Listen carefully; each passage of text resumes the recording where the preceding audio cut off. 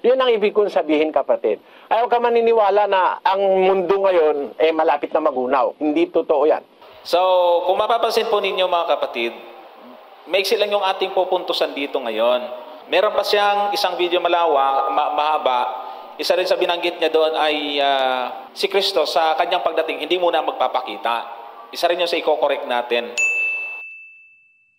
Magandang araw po sa inyong lahat. Sir JR po ng Usap-Usap University at mga ka-U3. We are back na naman po sa atin pong regular episodes po dito po sa U3. And para po sa mga baguhan, what we do is we always watch religious preachings, religious discussions, Bible expositions. And for this episode, actually, ito po ay naihabol sa atin pong FB page. Maraming salamat po sa nag-send po sa atin ng mensahe. Ito nga po ay ang video ng pagtalakay sa 1,000 years na doktrina po ng MCGI. And if you notice mga ka-youth, kung kayo po ay subscriber na po natin at nakasunod po sa ating pong programa, sa ating past video episodes po, marami-rami na rin po tayong talakay about 1,000 years. Meron po tayong perspective ng MCGI, meron po tayong perspective or criticism ng Iglesia ni Cristo. And for this episode mga ka-youth, ito naman po ay criticism naman ng SDA. So ito po yung mula sa show na pag-aralan natin, and in fact, they have already featured Usap-Usap University at binigyan din po nila ng reaction. So maraming salamat po sa mga Adventist po natin, mga ka-U3. So sa akin pong background sa pag-aanalisa, ako po ay dating university debater mula po sa MSU IIT sa loob po ng 3 taon. Ako rin po ay nagdebate sa ABS-CBN News Channel. At ang inyong lingkod ay membro ng isang international public speaking organization, ang Toastmasters International. So mga ka-U3, kung lahat po ay ready na, ay bago ko po pala makalimutan, hindi po ako member ng MCGI, hindi rin po ako member ng SDA. So expect na posible po akong mag-agree, posible din po akong mag-disagree sa atin pong napapanood. And if everything now is ready, let us watch this video together. Let's go! Maligayang hapon po ng Sabado sa lahat ng ating mga kapatid dito sa Angono Seventh-day Adventist Church. Kami po ay lubos na nagpapasalamat at nagagalak na kami ay inyong inanyayahan at pinaunlakan na kami po ay share po sa inyo ng ating programa ngayong hapon. Ganun din po sa ating mga taga-subaybay dyan sa internet, sa Facebook at YouTube. Kami po ay bumabati sa inyo ng magandang hapon ng Sabado at sana kayo po ay pagpalain ng ating Panginoon habang kayo po ay nagsasaliksik ng kanyang mga kasulatan. Ngayong hapon po, mga kaibigan, mga kapatid, ay meron tayong special na segment ngayong hapon kung saan ay may sasagutin po tayong isang aral na ating itutuwid. So mamaya po i-explain sa atin iyan ni Brother Johnson at ganoon din yung katanungan ng isang nagsasaliksik din tungkol din po doon sa turo na iyon. So sana po ngayong hapon ay maging makabuluhan ang ating pong pag-aaral. At hinihikayat ko po ang bawat isa, mga kapatid, kung meron mang non-Adventist na nandito, ay akin po kayong hinihikayat na magtanong din po. At ganoon din po sa ating mga kapatid na sa pananampalataya, ay ini-encourage ko po kayo magtanong ng anumang mga katanungan tungkol sa banal na kasulatan.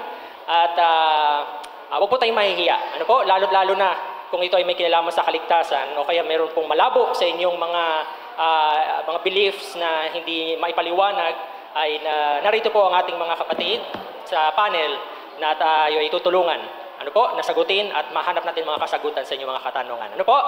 So uli po, gaya po ng aking sinabi, sa ating po magiging setup mamaya sa question and answer, ay lalapit po tayo dito para po sa inyong katanungan. Meron po kayong mic dyan at i-state nila po ang inyong pangalan at ang inyong katanungan. Ayan. And again, dinidiscourage ko po yung mga Socratic irony, which is yung nanunubok ng kaalaman. Kasi hindi naman po yun ang ating objective dito. Kundi lahat po tayo ay matuto. Kaya iwasan po natin para magkaroon po tayo ng maayos po na programa ngayong hapon. Okay? So sa akin pong programa ngayong hapon, narito po kasama ko sa ating panel, sila Brother Gypsy at Brother Johnson, upang tulungan tayong sagutin, hanapin ang mga kasagutan na may kinalaman po sa Biblia. Brother Gypsy? Magandang hapon po sa lahat ng ating mga kapatid dito po sa Angono Church. Kayo din po ang ating mga giliw na taga-subaybay sa Facebook na nanonood po sa programang Pag-aralan natin. Nawa, ang inyong patuloy na pagtutok sa programang ito ay inyo pong igawad sa bawat isa sa amin upang sa gayon sa tulong ng Panginoon, meron po tayong matutunan na may kinalaman po sa salita ng Diyos. Magandang hapon po sa inyo lahat. Bumabati kami sa lahat ng mga suking taga-subaybay sa internet, sa YouTube, sa nakikinig sa radyo, at siyempre sa mga kapatid dito po sa Angono. Salamat muli sa pagkakataon na inyo kami binigyan ng panahon para dito po talakayin ang isa sa request ng ating viewer. Mamaya babasahin ni Brother Jeb yung tanong, tapos yun po yung ating sentro ng pag-uusap bago tayo pumunta sa question and answer. So hanggang 4:30 po tayo, kaya medyo may time para paglaanan po natin ang pansin at ipaliwanag yung tungkol po sa request na topic na dito po natin tatalakayin sa Angono Seventh-day Adventist Church. So nandito po tayo ngayon at umasa kami na muling makinabang ang bawat isa sa paksa natin pong pag-uusapan. Alright, thank you Brother Johnson. At sa lagi naming karanasan ay pag nag-umpisa na yung Q&A, madalang yung umpisa. So nasasayang po yung oras. Nung malapit ng matapos, saka naman sila nagdatingan, nagtaasan ng mga kamay. So sayang, yung iba hindi na tuloy mapagbigyan dahil dun sa oras. So kaya mamaya po mga kapatid, kung meron po kayo mga katanungan na ngayon, i-ready nyo na po sa inyong mga isipan, pwede nyo i-jot down, magsulat po kayo para at least hindi nyo makakalimutan mamaya. Ngayon pa lang, para mamaya, handa na po kayo. At huwag po kayo mahiya. Kung minsan kasi pagka walang nauuna, nahihiya yung may tanong talaga. So, kaya in-encourage ko po kayo. Huwag po kayo mag-alala. Wala pong masamang tanong na na iiwasan po natin. Anyway, Brother Johnson, Brother Gypsy, isa doon sa ating main na tatalakayin ngayong hapon na may kinalaman doon sa aral ng isang mangangaral. Na kung saan itong isang kapatid o kaibigan na ito ay nagugulumihanan siya doon sa aral na iyon. Kaya itinatanong niya po sa atin. Ito yung, Brother Joseph, may kinalaman sa second chance after ng 1,000 years. Tama po ba? Ganun na po? May kinalaman doon. After 1,000 years ay mayroon pang chance na maligtas yung mga namatay na. Yung hindi kasama sa unang pagkabuhay. So, babasahin ko, Brother Joseph, okay lang? Basahin ko na ngayon yung katanungan.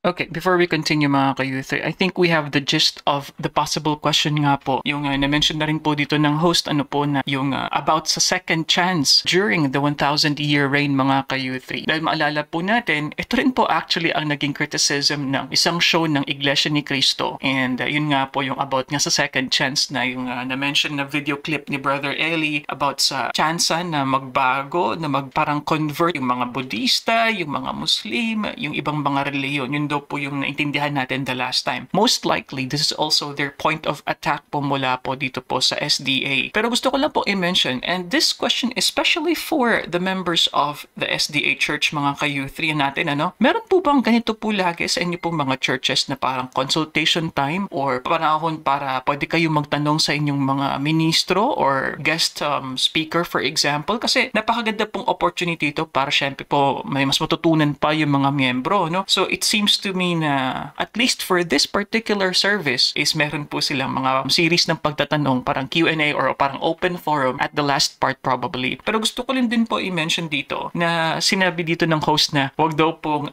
i-test yung resource speaker by asking, ang term nga na ginamit niya nga po doon is Socratic irony. That's not exactly the meaning, but that could be the goal of a Socratic irony. Ang Socratic irony po kasi, ito po yung pagkukunwari, na wala kang alam, ayan, para mabait mo, magkaroon ng parang kumbaga questionable na statement yung kausap. So parang similar po yan mga ka-youth sa pagiging devil's advocate kumbaga. Pero yung sa devil's advocate naman, mas positive. Ang goal naman however in a Socratic irony is talagang mabait mo na gumawa ng isang mali na statement yung tinatanong mo. Ako personally, that should be just fine. Dahil nga po, it's a time for you to ask and clarify. Kasi there is a thinking mga ka-youth na ikaw yung resource speaker. So the thinking there is you are knowledgeable. So why not test your knowledge? That's why you are the resource speaker there mga ka-youth. Ultimately, ang goal naman po kasi ng lahat is to make sure that everyone is enlightened. Pero syempre, meron po kasi din talagang mga tao na nagtatanong hindi dahil gusto nilang matuto, kundi para atakihin, para matrap nga para hulihin yung guest speaker niyo. Okay, ito po yung tanong ng ating kaibigan, kapatid na ito. Sabi po niya, paano malalaman na ang mga talata o verses na ilalagay niyo sa ibaba nito ay before or after millennium? Claim po nila tinutukoy yung sektang ito na nagturo po nitong aral na ito, claim po nila na ito ay after pa. Okay? 2 Thessalonians chapter 1 verse 7 hanggang 9. Ito po yung text niya. And to you who are troubled, rest with us, when the Lord Jesus shall be revealed from heaven with his mighty angels, in flaming fire, taking vengeance on them that know not God, and that obey not the gospel of our Lord Jesus Christ. Verse 9, who shall be punished with everlasting destruction from the presence of the Lord, and from the glory of his power. Ito po yung tanong niya. Ito po ba sa 2 Thessalonians chapter 1 verse 7 to 9 ay after 1,000 years pa or after millennium? Paano po patutunayan? Active kasi ako sa group chat na SDA versus ADD. Since I read post ng paninira ay hindi ako makatiis, so I joined. Ito po yung Tagalog for comparison ng 2 Thessalonians chapter 1 verse 7 to 9. At kayong mga pinighati ay bigyang kasama namin ng kapahingahan sa pagpapakahayag ng Panginoong Hesus mula sa langit, na kasama ang mga anghel ng kanyang kapangyarihan na nasa nagniningas na apoy, na maghihiganti sa hindi nagsikilala sa Diyos at sa kanila na hindi nagsisitalima sa ebanghelyo ng ating Panginoong Hesus, na siyang tatanggap ng kaparusahan na walang hanggang kapahamakang mula sa harapan ng Panginoon at mula sa kalulhatian ng kanyang kapangyarihan. Sa kanila po, ang sabi nito ang ating sender, sa kanila po ay matitira pa dito sa lupa ang wicked living na daratnan. Sila yung may chance pa daw magbago at tumanggap kay Kristo during the 1,000 years. Sila daw po yung paghaharian ng mga ligtas na. So ito po yung tanong niya, Brother Johnson, Brother Gypsy.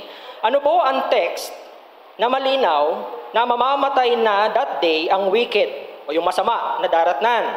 Sino po ang paghaharian ng righteous saved, yung mga naligtas na, during the 1,000 years, kung lahat ay patay na? Yan po kasi ang logic daw nila. Ito po naman ay parang pertaining to Satan lang, kasi singular ang capital C. That wicked. 2 Thessalonians chapter 2 verse 8, ito po yung pagkakasabi. And then shall the wicked be revealed, whom the Lord shall consume with the spirit of his mouth, and shall destroy with the brightness of his coming. So, yung the wicked doon ay singular at mapatungkol kay Satanas. So, ito po yung katanungan niya, Brother Johnson, Brother Gypsy. Ayan. Gusto kong i-play yung short video. So ito po yung short video ng mga ngaral na sinasabi nitong kapatid natin kung saan pinagkuhanan niya yung kanyang dinitalyeng mga katanungan. May mahaba dito pero yung short na lang yung kinuha ko dito, dinownload ko para i-play po natin. So ito po siya. Brother Ellie.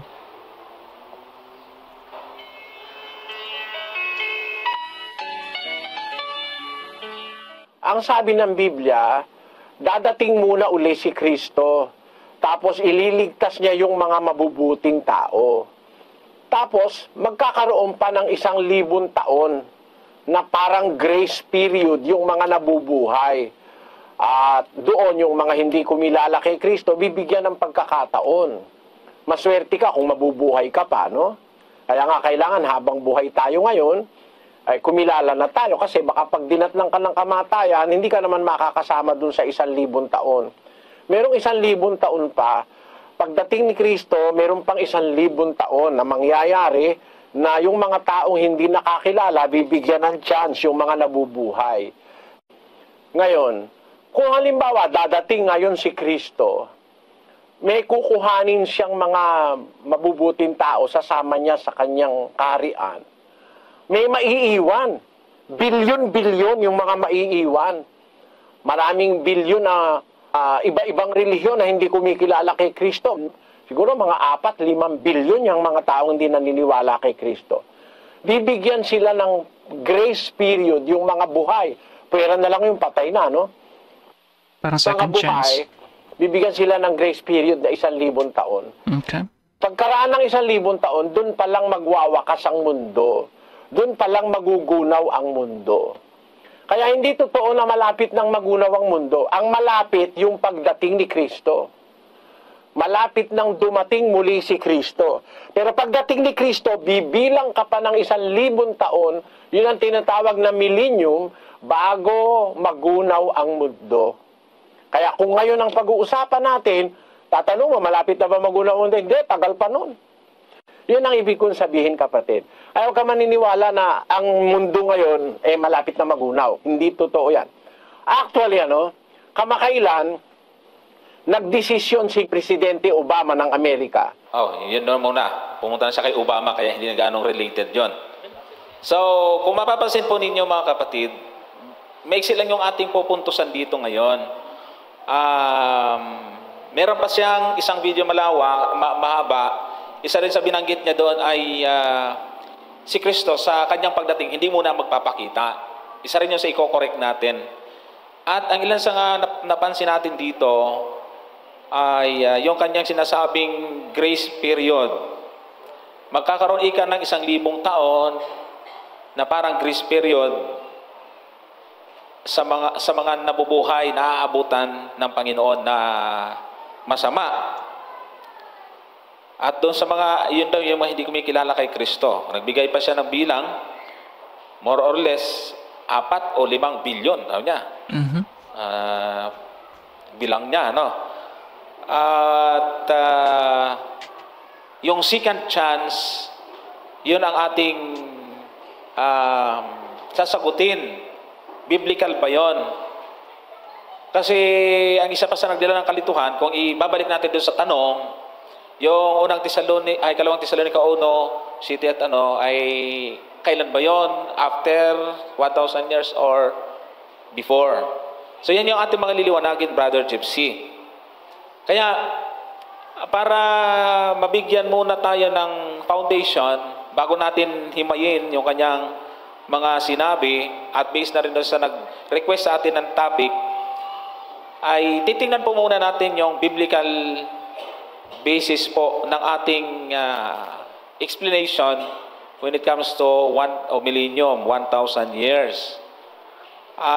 Mamaya ay mahihimay natin yung mga bagay na yan. Sa ngayon, bago ko ibigay kay Brother Gypsy, ay magbibigay muna ako ng ilan sa mga talata na ito ay masasabi po nating lalaban doon sa sinasabi po ng mga ngaral na yon, kung saan ay mayroong tinatawag po siyang pangalawang chance or second chance. Meron po isang talinghaga dito sa Aklat ng Mateo, sa Kapitulo 13, tungkol sa manghahasik. Sabi po niya dito, sinaysay niya sa kanila ang ibang talinghaga na sinasabi, ang kaharian ng langit ay tulad sa isang taong naghasik ng mabuting bini sa kanyang bukid. Natapat samantalang nakatutulog ang mga tao ay dumating ang kanyang kaaway at naghasik naman ng mga pangsirang damo sa pagitan ng trigo at umalis. At siya'y sumagot at nagsabi, ang naghahasik ng mabuting binhi ay ang anak ng tao, at ang bukid ay ang sanglibutan, at ang mabuting binhi ay ito, ang mga anak ng kaharian, at ang mga pangsirang damo ay ang mga anak ng masama. At ang kaaway na naghasik ng mga ito ay ang dyablo, at ang pag-aani ay ang katapusan ng sanglibutan, at ang mga ani ay ang mga anghel. Kung paano ang pagtipon sa mga pangsirang damo at pagsunog sa apoy, gayon din ang mangyayari sa katapusan ng sanglibutan. So dito sa talinghaga ay wala ho tayong makikitang idea na mayroong second chance. Manapa, binabanggit po dito yung katapusan, pagbubukod ng mabuti at masama. Wala pong pahiwatag dito na may pangalawang pagbubukod ng mabuti at masama. Isang bisis lang ihihiwalay yung mabuti at masama. Kaya kung atin pong siguro atin ding alamin, at isasanggutin ko na si Brother Gypsy, atin pong alamin sa Biblia, kailan ba magsisimula ang 1,000 taon? Yan ang ating titingnan dito ngayon. Kailan ba ito magsisimula? Para makita natin at malinaw na makita natin yung flow, yung pagkakasunod-sunod ng mga pangyayari. Buksan muna natin yung Apokalipsis 20 talatang 1 hanggang 3. So talakayin lang po natin saglit yung doktrina in question. So yung nagtatanong daw nga po ay active sa mga chat daw ng SDA versus ADD. Pero interestingly, if you notice nyo po, ito pong I think Brother Johnson yung name po nitong ating pong si Brother Johnson. Never niyang na-mention kung sino yung mga ngaral. I find that very fascinating na hindi niya sinabi, ito si Eli Soriano ng MCGI, something like that. So he went directly to what the doctrine was. Mas maikli at saka maganda yung source video dahil parang nasum up na yung mga sinabi nga po yung doktrina. So ang sinasabi ni Brother Eli, if you remember, is meron daw pong grace period nga po. It's a chance for others na hindi nakakakilala sa ating pong Diyos. And this will happen. So after na pagdating ni Jesus Christ, dahil sa pagdating niya, merong mga mabubuting tao na masasama. I think that concept nga po sa mga protestante, yung term po nila dyan is rapture or pag-aagaw nga po. And then, merong mga maiiwan. Billion daw po. In fact, tama din nga po, yung sabi nga po ni Mr. Johnson dito, na around 4 to 5 billion people daw po yung maiiwan dahil nga, syempre po, majority pa rin ng mga tao po sa mundo ay hindi po Kristiyano, hindi po kilala ang Diyos. And then, after that, plus 1,000 years, ito na nga po yung grace period nga po na na-mention ni Brother Eli. Brother Eli never mentioned the word second chance though. So I think the thinking here is, dahil nga before na dumating si Jesus Christ, that was the first chance. And then, nung dumating siya, yung grace period nga po is the second chance. Pero if we look at it mga ka-youth, pwede nating i-consider na that will not be the second chance. Dahil pagdating ni Jesus Christ, so yun pa lang din, yung 1,000 years nga po na reign, malay ba nila? Kasi nga po hindi nila kilala si Jesus Christ. That is still the first chance para po sa kanila. Na yung unang mong experience, yung unang pagkakataon mo na malaman, it's not second already, it's still your first. So, posible po na ganun pong perspective ng MCGI. So, members po ng MCGI, comment po kayo ano pong masasabi niyo dyan. But anyway, sa pagbabasa po ng sitas, let us continue. Sabi ay ganito, at nakita kong isang anghel na nananaog mula sa langit na may susi ng kalaliman at isang malaking tanikala sa kanyang kamay. At sinunggaban niya ang dragon, ang matandang ahas, na siyang Diablo at Satanas at ginapos na 1,000 taon. At siya'y binulod sa kalaliman at sinarhan at tinatakan ito sa ibabaw niya upang huwag nang magdaya sa mga bansa hanggang sa maganap ang 1,000 taon. Pagkatapos nito ay kailangan siya'y pawalang kaunting panahon. So, yun yung sinasabi niya na meron pang kaunting panahon bago yung pagunaw ng mundo. Doon merong konting tama kasi tayo naman naniniwala na after 1,000 years, doon pa mangyayari yung pagunaw talaga ng mundo. Pero ang hindi natin pinapaniwalaan dito ay yung grace period or second chance during 1,000 years. Kung mapapansin po ninyo dito sa mga talata, ang Diablo ay nakagapo sa 1,000 taon. So kung mayroong second chance yung mga makasalanan na inabutang buhay, sa panahon ng 1,000 taon, lalabas niyan si Satan, meron din. At walang chance si Satanas makadaya doon sa mga makasalanan na yon. Eh di may posibilidad, lahat yun maligtas. Walang Diablo sa panahong iyon. Kaya doon medyo magdududa na tayo. Ang isang magpapasinungaling sa kanyang aral na walang second chance ay yung pong sinasabi po dito na si Satanas ay iginapos at ibinulid sa kalaliman, may susi ng kalaliman at nakatanigala yung kanyang kamay. Kasi kung pag-aralan po natin yung kalaliman, kung saan siya itatapon, ay yan po ay binabanggit sa atin sa Genesis. Hades ba yan? Kapitulo 1. Hades? Kung anong lugar po yan. So ang sabi po dito, para makita natin kung anong lugar yan, at ang lupa ay walang anyo at walang laman, at ang kadiliman ay sumasa ibabaw ng kalaliman, at ang Espiritu ng Diyos ay sumasa ibabaw ng tubig. Sa panahong ito, na binabanggit dyan, ang lupa wala pang anyo, wala pang ayos. So ito yung kinatukoy na kalaliman or abusos. Same din yung word na ginamit doon sa pagtatapunan kay Satanas. Sa madaling salita, sa loob ng 1,000 taon, babalik? Ang Diablo ay nandito sa mundo. So, sasala doon sa sinasabi niya na may second chance. Kasi kung nandito si Satanas, lalabas niyan, makakapandaya siya.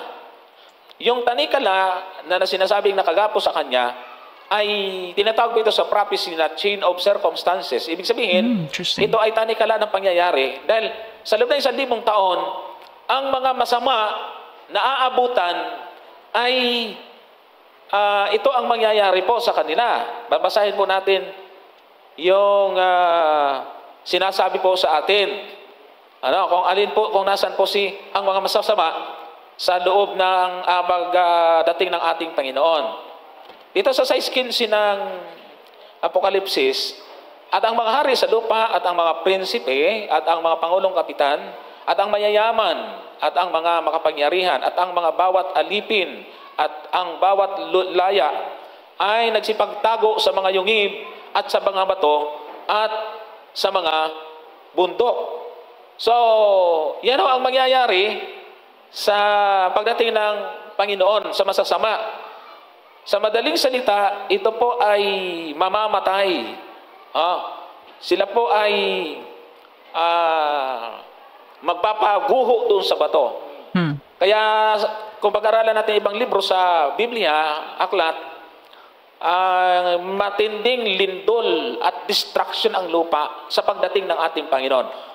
Bagaman tama na hindi pa ito gunaw talaga sa wakas, pero walang buhay na tao na matitira sa pagdating ng ating Panginoon. Yun ang ibig sabihin ng talata. Sige, Brother Jepsy. Tama yung Brother Johnson, mga kapatid, Okay, very interesting mga ka-U3. So, wala pong buhay na dadatnan ang Diyos pagdating niya. So, ibig sabihin po, ang mundo was damaged, maybe a little bit broken, pero sinasabi nga po dito ni Brother Johnson, hindi siya totally ma-remove. Kung ganun po, so the 1,000-year reign of Jesus is a world na kung saan puro positibo lang, puro masasaya lang, pag-rule lang ng mga Kristiyano, and walang buhay sa panahon na ito. So, ang ibig sabihin po ba, what? We will all perish? I'm quite confused mga ka-U3. Ano yung konsepto ng reign ng 1,000 years, no? Isang milenyo, kung walang tao sa mundo? Ganun bang ibig sabihin nun? Na si Jesus ay magro-rule sa isang mundo na walang buhay? Kasi yung ideya nga po ng reign, di ba? Merong mga tao na may kapangyarihan at sila yung mag-govern, no? Sa isang particular na teritoryo o lugar. Absent living people, what does reign mean there? So interesting din po sa akin, if the earth, mga ka-U3, is still as it is. So sinasabi po kasi kanina, hindi makikita si Jesus Christ when He returns. So how could that be possible na makikita po ng lahat? But so far mga ka-U3, I'm very happy to hear this. Then makikita din po natin yung kaibahan, and this is exactly what we were asking for sa past po ng mga video reactions natin. And salamat po ulit sa nagbigay po ng link po sa atin dito po sa isang show po ng mga Adventist. Kaibigan, mga gilo namin taga-subaybay. Since nakapag kayo po yung nakinig ng programa ng ating kapatid, kayo ng madaling araw, pinahinggan ko po yung isa niyang mahabang video. Kapag medyo hindi po kayo pamilyar sa chronology ng eschatology ng Biblia sa huling panahon, talagang medyo mag-aalanganin nga kayo. Pero tingnan niyo po, pakinggan niyo po ang kanyang sagot doon sa kanyang programa. Ang kanyang ina-against po doon, unang-una, Brother Johnson, yung tanong doon ng isang babae doon sa mahabang video tungkol doon sa 2 Pedro 3:10 hanggang 12 na may kinalaman doon sa paggunaw ng langit at lupa. Tapos sabi niya, alam niyo po, yung paniniwalang yan ay paniniwala po yan ng mga born again. Mali po yung paniniwalang yan. Nagtuturo sila ng hindi tama. Kaya sabi niya, ito po yung sinasabi ng Biblia, ito po yung tama. Kaya yun yung sagot niya sabi niya, yung word or the grace period, mapasok yan doon sa mga dalawa niyang video na pinalabas. Tingnan niyo mga Brother Johnson, mga Brother Jem. Tingnan niyo po i-analyze po natin ang chronology ng Biblia, yung mga binabanggit po sa Biblia. Kung ano po ang paglaging sinasabi ng ating Panginoong Jesucristo tungkol sa tinatawag na judgment o na tinatawag na pagkabuhay na maguli, yung paghatol niya. Kung may kasama bang grace period na binabanggit dito. Dito po sa aklat ng Juan, ang kapitulo ay 5. Ang talata ay 27 hanggang 29. Meron pong binabanggit na ganito. At binigyan niya siya ng kapamahalaang makahatol. Paghatol po ito ng ating Panginoon. Sapagkat siya'y anak ng tao. Huwag ninyong ipanggilalas ito sapagkat dumarating ang oras na ang lahat ng nangasalibingan ay makakarinig ng kanyang tinig at magsisilabas ang mga nagsisigawa ng mabuti at sa pagkabuhay na maguli sa buhay. At ang mga nagsigawa ng masama ay sa pagkabuhay na maguli sa paghatol. Dito po, may binanggit bang grace period? Ang meron dito, paghatol. Yung mga mabubuti, makakarinig ng kanyang tinig, babangon doon sa libingan. Yung isa naman, babangon sa libingan sa paghatol. So dalawa lang. Isang matuwid na babangon dahil makakarinig ng kanyang tinig at ang isang makakarinig ng kanyang tinig dahil sa paghatol. Wala pong binabanggit na grace period dito, Brother Johnson. Magkatama yan, Brother Jeffsy. Bantayan na lang natin para malino natin masundan. Maganda yung binanggit ni Brother Jeffsy. Kaya lang dito sa verse 29 ay parang sabay na mangyayari. Parang sabay. Oo. Parang... Kaya nga sabi natin, chronology ng Biblia. Yan, hindi yung chronology ng isang talata. Tama. Ngayon, kukuha tayo ng talatang susuhay kung yung bang dalawang yun, sabay o hindi. Yan. Ayun. Kaya nga, kung ating tingnan muna, ano ba ang chronology ng tinatawag na second coming ng ating Panginoon? Kasi yung pagkabuhay na maguli, binabanggit po yan sa Biblia. Isang pagkabuhay na maguli sa buhay, unang pagkabuhay na tinatawag, at yung isa, pagkabuhay na maguli sa paghatol. yan. Kaya aalamin natin sa ibang talata. Sa ibang talata, chronology po ito, na tinatawag. Ang punto lang ni Brother Jeffsy doon, mga taga-subaybay, mga kapatid, ay tinignan niya dito na walang second chance. Yes, walang second chance. Pero dalawa lang. Pagkabuhay na maguli sa buhay at sa paghatol. At kung tama yung sinasabi po niya na ang aabutang buhay na masama ay may second chance, paano naman dito yung may mabubuhay din eh? Oo. May mabubuhay na masama. Yes. Kaya dapat alam natin kailan mabubuhay yung masama at kailan mabubuhay yung mabuti. Yes. Kasi dito, sinama rin lang ito ni Juan. Binanggit lang niya na after ng kamatayan, mabuti o masama, parehong mabubuhay. Yes. Pero ang tanong, sa ibang talata ng Biblia, magkasabay ba ito o merong mauuna? Ito nga po yung maganda sa comparison. Although, na-mention ko po the last time, I am not sure kung gagawin din po nila dito po sa kanila pong episode ngayon. Dahil they're talking about chronology. If you ask me, mga ka-U3, it's extremely important na may visual aid. So, nakita ko kanina, meron silang projector. So, sana ipakita nila yung actual na parang diagram, kumbaga, para madaling masundan. Ito rin po ang aking hinaing po sa mga video reactions na napanood natin. For example, for Brother Ellie's preaching. Sana po, malagyan ng graphic, para mas maintindihan natin ng visual aid. Dahil nga po ito ay timeline, no? But anyway, going back, what I find fascinating also, merong bubuhayin, merong babangon dahil sa tinig. Ito yung babangon sa buhay, at yung isa naman po is babangon ng dahil sa paghatol. Ayan, so interesting po sa akin na konsepto yan. Sana po ay madiscuss pa po nila. Although, sa sinabi po ni Brother Johnson kanina, patungkol nga po sa yung kasamaan, kasi sinasabi na wala nang mabubuhay after sa pagbalik ni Jesus Christ. And during this time, nakataning kala sa circumstances. Ayan, yun po yung term niya kanina. Si Satanas. So, ang impression po nun sa akin, ang cause ng kasamaan sa mundo, dahil sa mundo pa, si Satanas ay si Satanas mismo. At kapag nawala na siya, dahil tinapon na siya sa kailaliman, nawala na rin ang kasamaan sa mundo. Both kasamaan at nawala na rin yung mga tao. Yun pong sinasabi na perspective dito na naintindihan po natin from Brother Johnson, mga ka-U3. Please comment below sa atin pong mga U3 members, what can you say about this? So do you agree na wala nga pong grace period? May mauuna, Brother Johnson. Kaya kanina sabi natin, ang dalawang salitang yun ay pinakikita po ng Biblia na si Kristo ang hahatol. Kaya nga ang term, siya ang hahatol sapagkat siya ang anak ng tao. Ngayon, pinakita yung dalawang klase ng hahatulan. Ang isa mabubuhay para sa buhay, ang isa mabubuhay para sa tinatawag na paghatol. So dalawa yun. Tingnan natin yung una. Ano bang mauuna? Sabay ba ito o mayroong mauuna? Ayan. Tingnan po natin. Sa unang Tesalonica, binasa din po ito ng ating kapatid nung paliwanag na ito, Brother Jeb. Sa unang Tesalonica, ang kapitulo ay 4, ang talata ay, simulan ko sa 16 kasi 17 po siya nagsimula eh. Tama ba? 16. Sa 16 ating simulan. Sapagkat ang Panginoon din ang bababang mula sa langit na may isang sigaw, may tinig ng arkanghel at may pakakak ng Diyos, at mga nangamatay kay Kristo ay unang mga bubuhay. Yun, diba? May maliwanag na. Kanina, may mabubuhay sa buhay at merong mabubuhay para sa paghatol. So dito, maliwanag, sa pagdating ng Panginoong Jesucristo, Brother Johnson, sa kanyang isang sigaw, sa pagkakak ng Diyos, ang nangamatay kay Kristo ay unang mga bubuhay. So Yeah. meron ng term na ginamit, So may order. unang mga bubuhay. At doon sa pinaghanguan natin ng salitang 1,000 taon, kung babalikan, binanggit din yon, Brother Parang JC. priority lane. Basahin po natin yung 5 at 6. Tapos babalikan natin mamaya yung Tesalonica uli. Para makuha lang natin na may binabanggit na unang pagkabuhay. Yes. At ang sabi po dito, kailan ang unang pagkabuhay?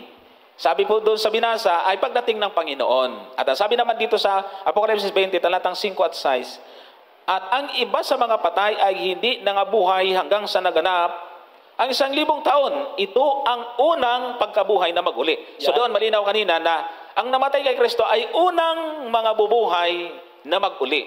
Ang unang pagkabuhay pala na maguli ay sa pagdating ng ating Panginoon.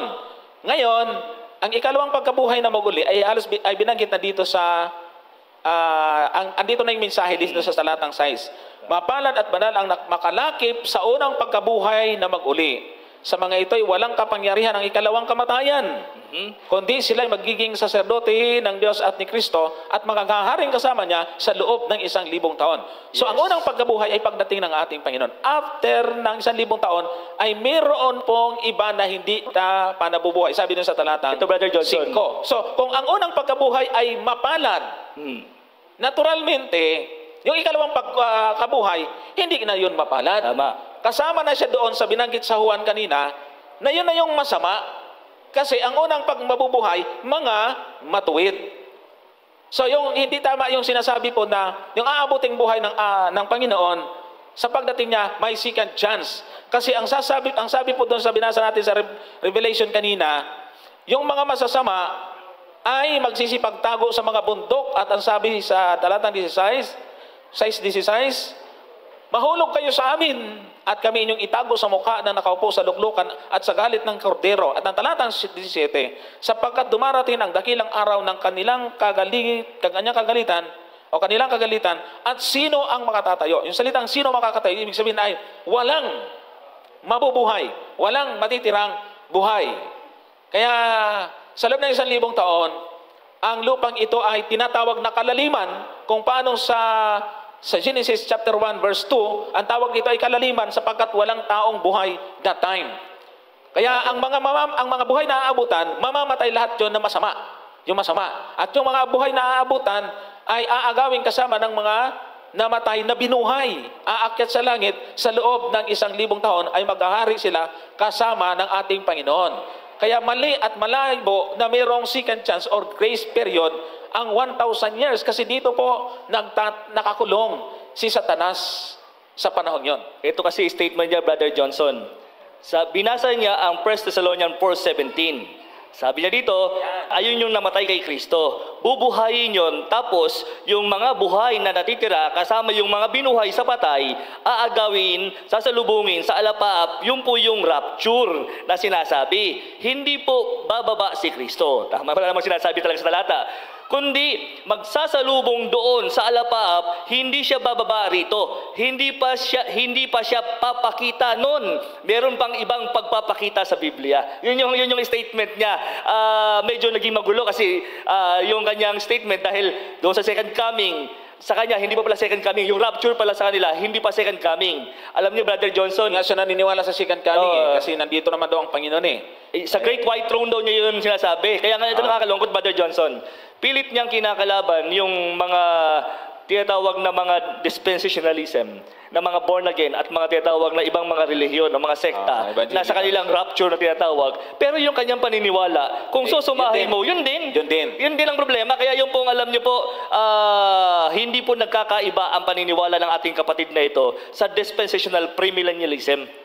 Parehas po sila ng paniniwala. Kaya lang, iniba lang niya ng konti. Yung pre-trib na tinatawag. Na pre-time. Kaya medyo pinaiikot-ikot lang niya ng konti, pero yun din po ang punto. Meron pong grace period Kaya sabi dito, hindi raw papakita si Kristo, Brother Johnson. Sabi niya, hindi papakita sa verse 17. Wala nga sa verse 17, sa verse 16. Kaya nga sabi sa verse 16 sapagkat ang Panginoon din ang bababang mula sa langit na may isang sigaw. Nakita niyo po, hindi daw madidinig ng mga, hindi daw makikita ng mga tao. Kasi daw ang ating mundo ay bilog. Yung iba nandoon sa norte, yung iba nandoon sa south, yung iba nasa West, sa east. Yeah. So, talagang hindi maririnig. Kaya pag nagkaroon ng rapture, Brother Johnson, yun lang kukunin, yun yung mga banal lang na nabuhay, na bubuhayin, at yung mga banal na buhay na aabutan, yun ang kukunin, aagawin nun, hindi makikita ng lahat si Kristo. So rapture nga, sekreto ang tinatawag. Hindi lang sinabi yung secret, pero yung kahulugan, yun din po ang ibig sabihin nun. So hindi po biblical yun, mga kapatid. Hindi tayo sang-ayon sa ganon. Maingay nga, Brother Johnson, ang pagdating, di ba? May tinig, no? May tinig. Maingay. So,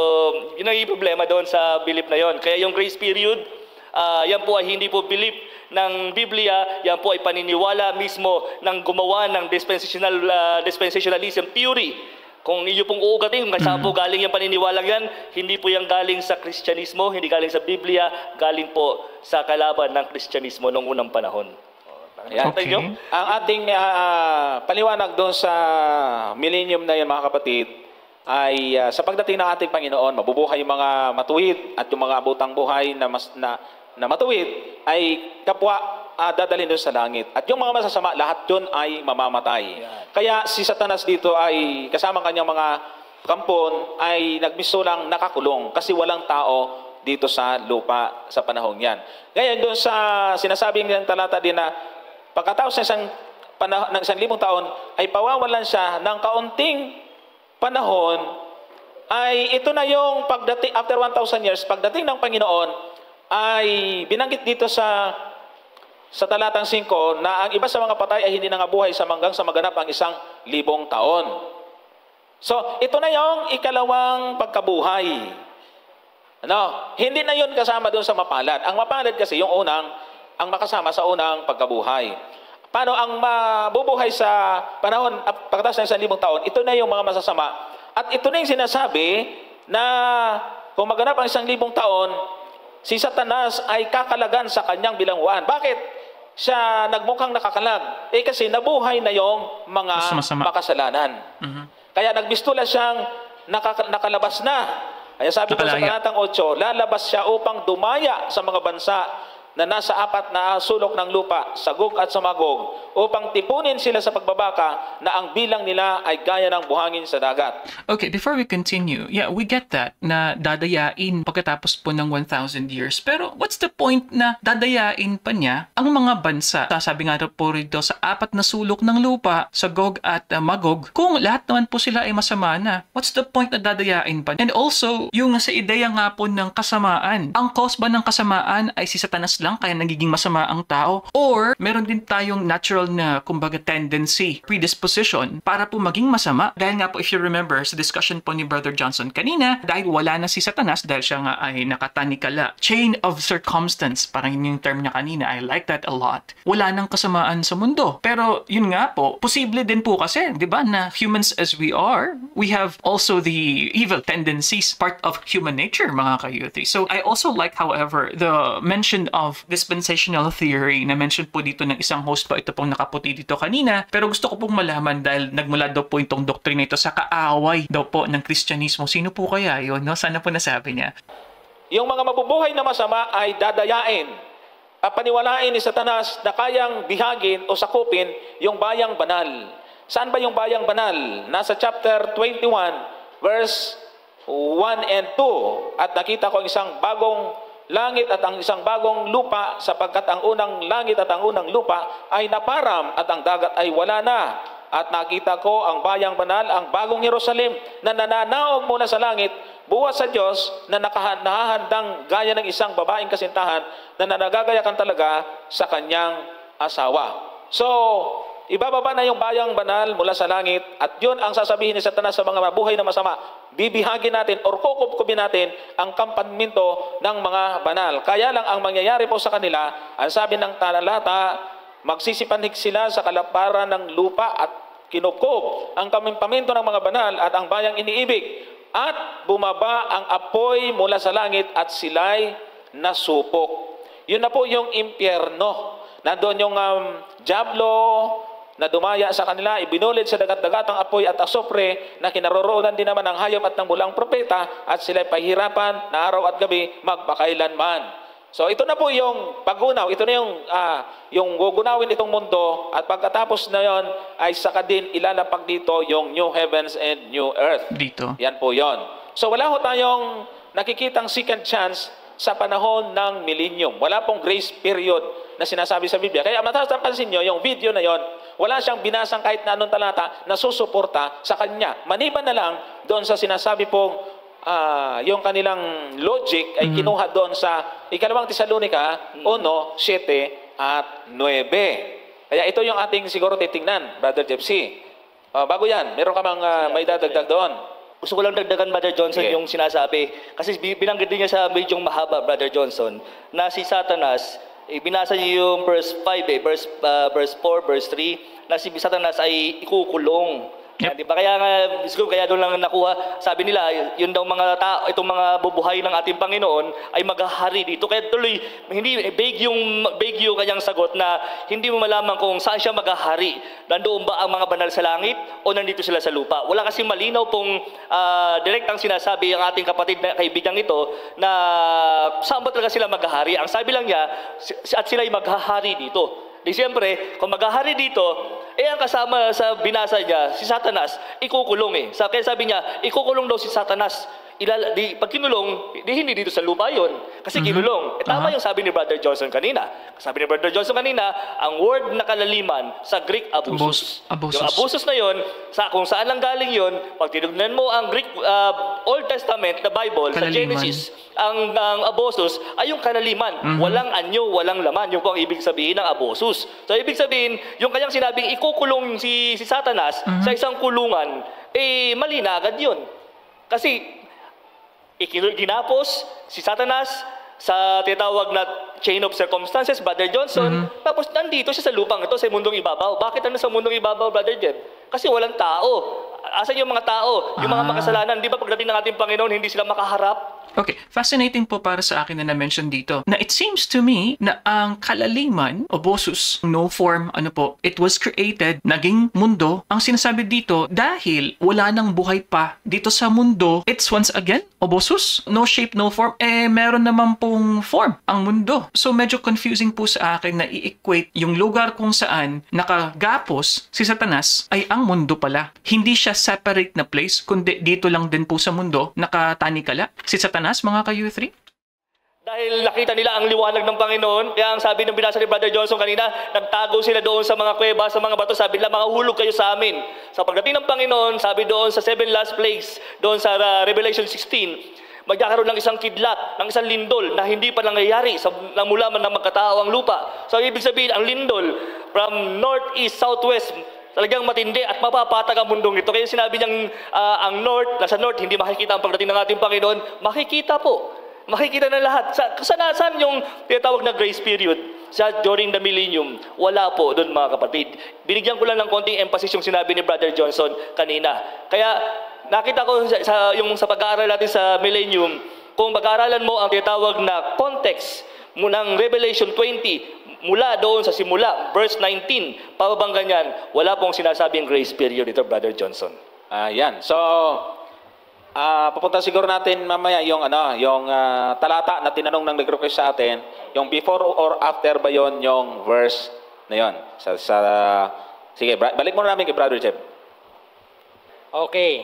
Ito yung tanong kanina, no, na binabanggit nila Brother Johnson na pinagbatayan nung itong kaibigan nating mga ngaral na ito, yung matatagpuan sa ikalawang Tesalonica, ang kapitulo ay 1, ang talata ay 7 hanggang 9. At kayong mga pinighati ay bigyang kasama namin ng kapahingahan sa pagpapakahayag ng Panginoong Hesus mula sa langit, na kasama ang mga anghel ng kanyang kapangyarihan na nasa nagniningas na apoy, na maghihiganti sa hindi nagsisikilala sa Diyos at sa kanila na hindi nagsisitalima sa ebanghelyo ng ating Panginoong Hesus, na siyang tatanggap ng kaparusahan na walang hanggan walang hanggang kapahamakang mula sa harapan ng Panginoon at mula sa kalwalhatian ng kanyang kapangyarihan.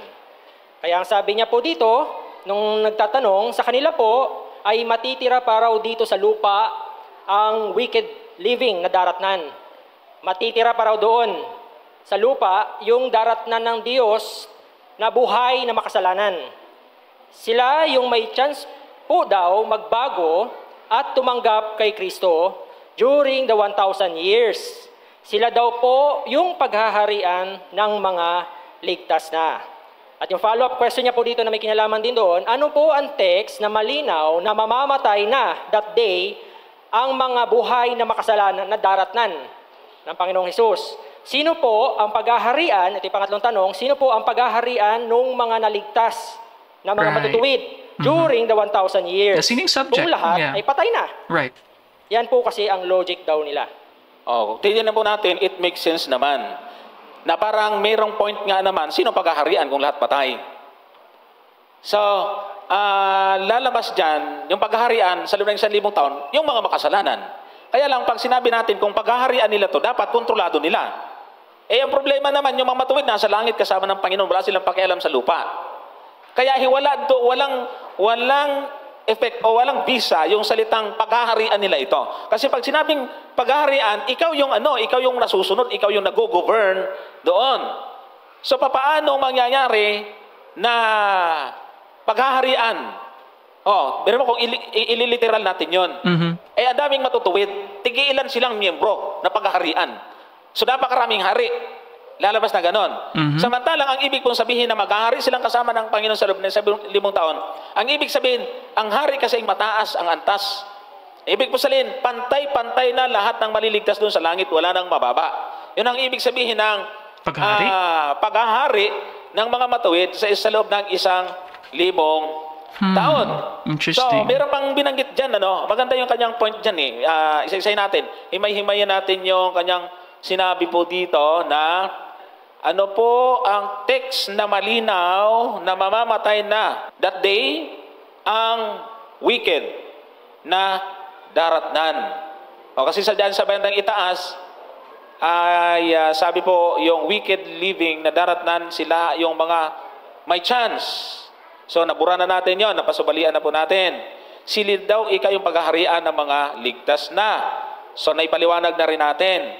Ngayon, sino yung paghaharian ng mga righteous during the 1,000 years kung lahat ay patay na? At ang sabi pa po doon sa tanong ay talata na magpapatunay na mamamatay lahat ng mga makasalanan na darat na ng ating Panginoon. Ayun, yung kanyang sinabi. So, balikan ulit natin ito mga kapatid. Yung Apocalypse 6, nandito po yung sagot. Yung mga hari sa lupa at ang mga prinsipe at ang mga pangulong kapitan at ang mayayaman at ang mga kapangyarihan at ang mga bawat alipin at ang bawat laya ay nagsipagtago sa mga yungib at sa mga bato sa mga bundok. At sinasabi nila sa mga bundok at sa mga bato, mahulog kayo sa amin at kami inyong itago sa mukha nung nakaupo sa luklukan at sa galit ng kordero. Ibig sabihin, sa pagdating kasi ng Panginoon, dala niya na ang gantimpala. Sabi po doon sa Juan. Dahil sa pagdating niya, dala na ang gantimpala. Sa masama ay pagpaparusahan at sa mabuti ay buhay na walang hanggan. So hindi pwedeng dala niya ang gantimpala ng ilan. Pwedeng mangyayari niyan, dala niya ang gantimpala sa matuwid at gantimpalo naman or parusa sa masama na namatay na. Wala pa doon sa masamang buhay. Masyadong unfair naman kasi yun. So, hindi po pwede yun mga kapatid. Kasi dito, yung mga masasama, hindi nila sila kayang makatingin. Paano kasi? Tapos na yung judgment sa kanila. Ang kailangan na lang sa kanila ay executive judgment. Kaya nga, ang sabi sa talatang 17, sino ang makatatayo? Ibig sabihin, walang aabotang buhay. Meron pong talata sa Jeremias 4:25, kung saan nakita ni Propeta Jeremias na may pangyayari sa lupa na wala talagang taong masumpungan. Sabi po dito sa 4:25, ako'y nagmasid at narito walang tao at lahat ng mga ibon sa impapawid ay nangakatakas. So ito po yung panahon na walang taong buhay. ito yung tinitingnan po natin na pwede nating ikapit sa loob ng 1,000 taon sapagkat ang lahat ng mga matuwid na sa langit at lahat ng masama ay patay. Kaya ang mundong ito ay abusos. Ibig sabihin, kaliliman, walang hitsura. Paano? Magiging mababaliktad ang mga bundok sa pagdating ng ating Panginoon. Magkakaroon ng malakas na tidal wave, talagang mapapatag yung mga bundok na yan. Kaya sira ang lupang ito. Nagiging sira at walang laman. Yan ang sinasabi po ng aklat ng Jeremias. So ito po yung sagot natin doon sa ano ang talata na magiging patunay na lahat ng mga masama ay mamamatay. At ang tanong niya, yung ikalawang Tesalonica ay before or after 1,000 years. Tandaan po natin, ang talatang ito ay hindi chronological order. Wala dito ang chronology. Summary lang po ito sa binabanggit ni Apostol Pablo sa mangyayari. Yung mga hindi kumilala sa Ebanghelyo ng Panginoon ay tatanggap ng parusa. Hindi pwede itong sa panahon ng 1,000 taon, hindi kumilala, ay hindi ito tumutukoy doon. Ito ay tumutukoy sa mga tao noon, ngayon, at bago dumating ang ating Panginoon na nakakarinig ng Ebanghelyo, pero hindi sila tumatanggap, hindi sila kumikilala. Sabi ng talatang 8, maghihiganti ang Panginoon sa kanila. At sa kanila na hindi nagsitalima sa Ebanghelyo ng ating Panginoon. Sila ay tatanggap ng kaparusahan na walang hanggan kapahamakan mula sa harapan ng Panginoon at mula sa kaluwalhatian ng kanyang kapangyarihan. So yung parusa ay hindi after 1,000 years. Before 1,000 years, nandoon na po, maghihirap na yung mga, kasi meron pa nga tayong 7 last plagues. No? Yung hindi matatakan. Maalala nyo, sa lesson natin, hindi papayagan na dumating ang Panginoon hanggang hindi natatatakan ang lahat ng ang bayan ng Diyos. Lahat ng tatanggap ng tatak, yun ang maliligtas. No? At yung hindi tatanggap ng tatak ng Diyos, ang tumano, yun po ang mayroong tatak ng kaaway. Kaya yung tumanggap ng tatak ng hayop, walang second chance yun. Kaya yung pagdating ng Panginoon, lahat ng may tatak ng tanda, lahat may tatak sa Diyos at sa kaaway, sa Diyos at sa hayop, sa Diyos at sa diablo. Wala pong merong hindi natatakan at saka na ang tatak after ng second chance. Wala pong ganun. Kaya ibig sabihin, understood na pagdating ng Panginoon, yung natatakan, maliligtas yun ang papunta sa langit, at yung mga hindi natatakan ng Diyos, ito yung mga makasalanan. Okay. Wala na silang chance kasi meron na silang tanda ng hayop. Brother Johnson, kung maiintindihan natin ang tinatawag na judgment ng Biblia, ng Diyos, meron po mga 3 phases ng judgment. Tinatawag na pre-advent judgment, millennial judgment, at yung huling post-millennial executive judgment na may tinatawag na ipapato yung verdict. Dito po sa Thessalonica, mga kapatid, mga kaibigan, hindi po detalyado ang pagkabanggit dito kung anong saan judgment phases ito. Okay. Pero ang katunayan na ito po ay sa second coming ng ating Panginoon, doon sa verse 7, sabi po dito, at kayong mga pinighati ay bigyang kasama namin ng kapahingahan sa pagpapakahayag. Yung pong term na pagpapakahayag sa Greek po ay parousia. Ang ibig pong parousia, lagi po itong kinakapit sa second coming ng ating Panginoong Jesucristo.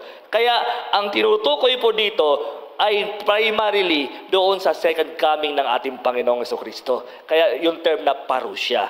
Ayan. At kukuha tayo ng reference na commentary ng hindi Adventist. Baka sabihin ay sa atin lang understanding na yung Jeremiah chapter 24, verse 23 at saka 25 ay hindi natin pwedeng apply sa panahon ng 1,000 years.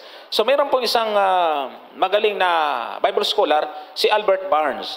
Pakinggan po ninyo yung sinasabi po niya, yung commentary niya doon sa Jeremiah chapter 4, 23, 24, at saka 24. Bilang context nung dinasa natin na sinasabi ni Jeremias, at nakita niya, walang tao. Walang tao sa lupa. Lahat patay. Sabi niya sa verse 23, without form and void, yung binabanggit po doon, desolated and void. Sabi niya, ang reference niya ay Genesis 1 verse 2. Yung sinasabi po, sabi rito, the land has returned to the state of chaos, na ang ibig sabihin po nung tinutukoy ay yung Genesis chapter 1 and 2 na yung kalaliman kasi wala pang anyo. And the heavens, sabi rito, the upward of the heavens, the imagery is that of the last day of judgment, to Jeremiah's vision, all was as though the day of the Lord had come, and earth returned to the state in which it was before the first creative world. Sa binabanggit daw ito, sabi niya sa 2 Peter chapter 3 verse 10. So, tama ito na magiging walang tao after ng pagdating ng ating Panginoon. Mababalik ang mundo sa hungkag, walang anyo. No shape and So form. tama ang sinasabi Saka niya rito. Brother Johnson, kahit pa sabihin natin, primarily kasi, kung ang pag-uusapan na context ng Jeremiah 4, ay primarily sa Judah tinutuko yun. Pero siyempre, kung binanggit ng Diyos ito sa Jeremiah, hindi ba pwedeng mangyari ito ulit sa huling panahon? Kung ang Diyos Tawag dito ay messianic or tsaka may dual Prophecy. fulfillment. Oo, dual fulfillment. Kasi nga, habi doon sa Jeremiah 4 kanina binasa verse 23 hanggang 25, na walang tao, walang laman. Void ang mundong ito during doon sa judgment ng Panginoon doon sa panahon na yon. Posible po ito mangyari kasi ginawa ng Diyos ito noon. Kaya wala pang basihan yung may tinatawag na pagkakataong maligtas. During millennium, wala pong ganung idea. Kasi alam niyo po, pagka nag-aaral po tayo ng Revelation, mga kaibigan, kailangan tignan mo sa Old Testament ang parallelism na mga ginagamit na salita dito, Brother Johnson. Parang sa lesson natin kanina, yung trumpet. Di ba may mga references tayo sa Jeremiah, sa Yes. Ezekiel, Pagkaka. na yung pagkain nung matamis, tapos mapait. Yung word na trumpet, Brother Pinapalitan. Johnson, pagka pinag-usapan mo yung trumpet, tignan mo ang relationship dito sa Old Testament. Sa sanctuary, pagka titigil na ang tinatawag na sacrificial na gagawin nila sa sanctuary, sa gabi, tutunog sila ng trompeta. It is a sign na tapos na ang pamamagitan ng priest during that time, that day. So, ibig sabihin, ganun din doon sa Revelation.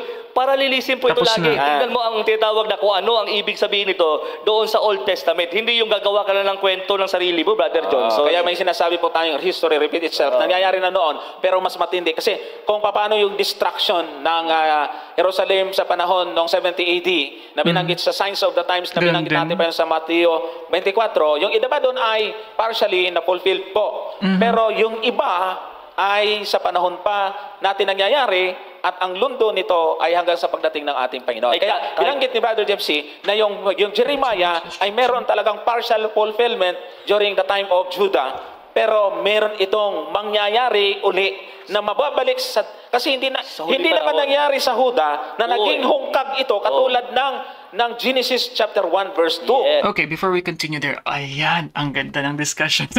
I like it. And I like how they were going in-depth, kumbaga, sa discussions po nila, malaliman na discussion. And gusto ko lang po i-mention, however, sa konsepto po ng no shape and no form, yung abusos nga po na sinasabi po ng ating pong mga speakers po rito, medyo confused po ako kasi sinasabi po ni Brother Johnson, I still can't find the logic, honestly, nung konsepto nga ng reign. Kasi ang sinasabi po nito ni Brother Johnson kanina, yung konsepto doon ng paghahari is equal daw sa pagiging hari equally ng lahat po sa langit. So confused po ako sa terminology, bakit sinabing paghahari kung ito naman ay pagiging parehong hari pala ang ibig daw sabihin. At yung konsepto nga po ng reign or rule, ideya ng dominion, hindi naman po ibig sabihin po nun na pag nag-rule po ang isa is 100% pare-pareho na silang may ganung kapangyarihan. Kaya nga po sa reign, sa ideya nga po ng domination, may dominant at saka merong inferior. Yung inferior, sila po yung mga subjects po sa isang reign. So yun po ang impression ko po rito. So sa mga members po ng SDA Church, sana po ay ma-explain pa po ninyo sa baba po. But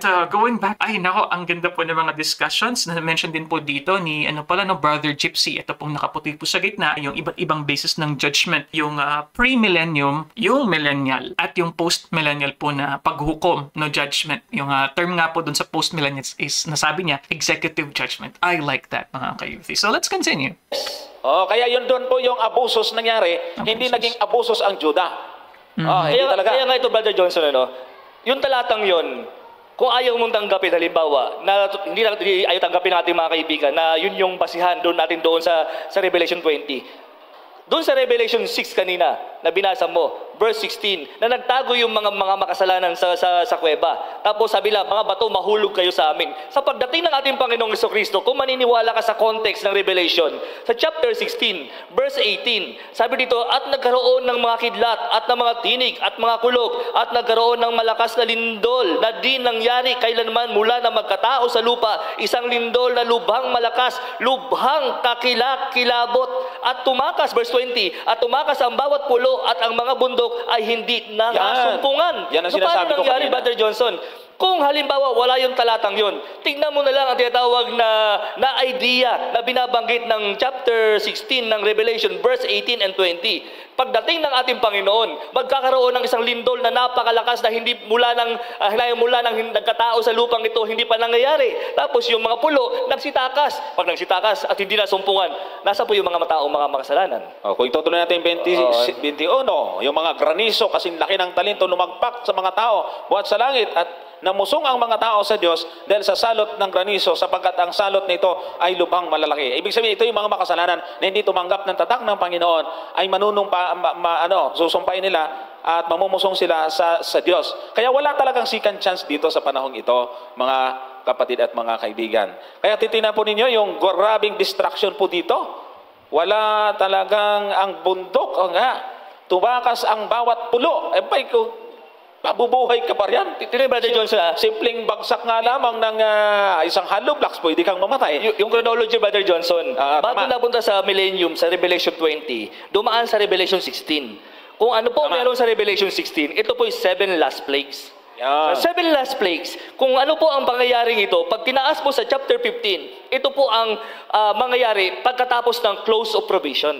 Ang close of probation, basahin mo yung chapter 15 na ito, buong 15 na ito, verse 8. At napuno ng usok ang santuario mula sa kaluwalhatian ng Diyos at ang kanyang kapangyarihan, at sino man ay hindi nakapasok sa santuario hanggang sa matapos ang 7 salot ng 7 anghel. Kapag alam niyo po ang takbo ng santuario sa Old Testament, pag sinabing wala nang makakapasa sa santuario, ibig sabihin yung pamamagitan ng priest at high priest sa Diyos ay tapos na po. Dito po tumigil na. Ito po ay close of probation. Pagkatapos nun, 7 last plagues. Pag 7 last plagues, judgment po ito. Ibig sabihin, tapos na po ang panahon ng kaligtasan ng mga tao. Kasi yung mga taong ito, nasilyohan na po ng Panginoon. Kaya pagdating sa verse 20, chapter 20, 19 and 20, nakita niyo po yung chronology ng Revelation.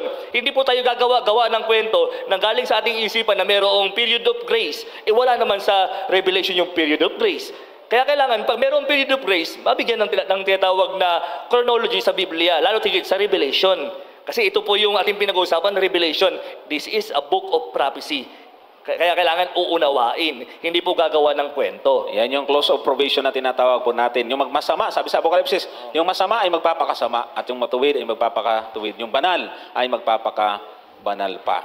So, Brother Jeff, wala ba tayong nakaligtaan?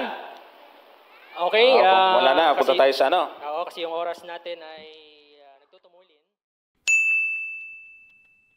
Okay, mga ka-U3, ayan. I like that discussion, mga ka-U3, dahil nga po, ito ay kumbaga counterpoint, no? Sa nasabi po ni Brother Eli. And yung source video nga po na kinuha nila from MCGI was a discussion, siguro, parang Bible exposition siguro ni Brother Eli a long time back. But it was good dahil po nililiwanag ng members po ng SDA yung kanila pong perspective dito na wala nang sense na magkaroon pa ng grace period. And it was never mentioned, in the Bible daw po. Ang mangyayari is wala nang kasamaan pa sa mundo, wala nang masama pa na mabubuhay pagkatapos po ng pagdating ni Jesus Christ. Yung sa konsepto nga po ng 1,000-year reign, para po sa kanila ay wala nang i-reign pa dahil nga po si Satanas ay nakagapos na. Pero gusto ko rin pong malaman dito, what's the point nga po ng 1,000-year reign pa pagkatapos ng pagdating ni Jesus Christ if wala namang mga subjects? And actually na-mention nga po ng mga resource speaker kanina ni Brother Johnson and Gypsy na ang equivalent nga po nung salita nga po na paghahari is yung pagiging pareho na pagiging hari sa langit, mga ka-U3. Agreeing without conceding sa kanila pong sinabi, bakit meron pang 1,000 years at saka talagang sinabing 1,000 taon na paghahari? What's the point of that? Hindi ba pwede po na pag-aagaw, diretso na, judgment, and then that's it? Wala na pong kumbaga middle na part. So siguro baka pwedeng yung konsepto nga ng hindi siya premillennial, judgment na siya, or baka siguro merong isang first judgment and then second judgment, altogether removing the 1,000 years. So sa mga members po ng Adventist Church, please comment below what do you think about this. Dahil I'm just watching this for the first time. Ano po, isa lang po akong video reactor. They like what I mentioned. Yung Apocalypse po talaga is punong-puno ng mga metaphors. No? Nagustuhan ko din po pala, by the way, yung sinabi po nila na sa ideya po ng MCGI, ano yan? Yung coming ni Jesus Christ, parang secret coming. Dahil nga po, ang ibang mga tao ay hindi po nakakakita. Which is, I think, a very interesting way of putting it, mga ka-U3. Nagustuhan ko rin po dito po sa kanilang segment na meron daw po silang Q&A. Pero yun nga, sadly, sa source video, hindi na po siguro kasama. Posible po na yung mga tanong po ay unrelated. Or maybe just limited lang po yung time nila for broadcast. Kaya po siguro hindi nasali. Pero I like that. Na meron po silang konsultasyon, na meron po silang tanungan. Dahil sa mga nagsusuri na para malaman pa ano po yung topic at hand, mga ka-U3. Ay nako, mga ka-U3, hindi ko na po mauulit po sa inyo ang lahat po ng akin pong mga input at mga interjections po sa middle po ng ating video because I was doing it in real time. Pero mga ka-U3, sana po ay nasubaybayan nyo po, nasamahan nyo po ako from start to finish. And as always, if you like these kinds of contents, religious content, discussions, reactions, Bible expositions, you can click subscribe here, mga ka-U3. You can also watch this video here and you can also click the playlist here. Marami pa po tayong mga discussions about 1,000 years. And I'll see you guys next time. Peace. Bye-bye. So, yun. Ito, nag-comment siya dito. Napansin niya yun eh. Hindi naman kasi sinasabi ng paksa na only or ito yung Dante Orolfo, pakinggan mo to si Sir JR ha. In fairness, Brother Richard, in fairness, pinanood ko naman kasi yan. Kaya humanga din ako dito sa, yan, kay Sir JR. Kaya nga, matalino talaga. Napansin niya yan. Kaya nga yan yung sabi niyang bawas points yan eh. Alam mo, Brother Johnson, gusto kong sabihin kay Sir JR, I love you, sir. Talagang, nakita mo talaga, no?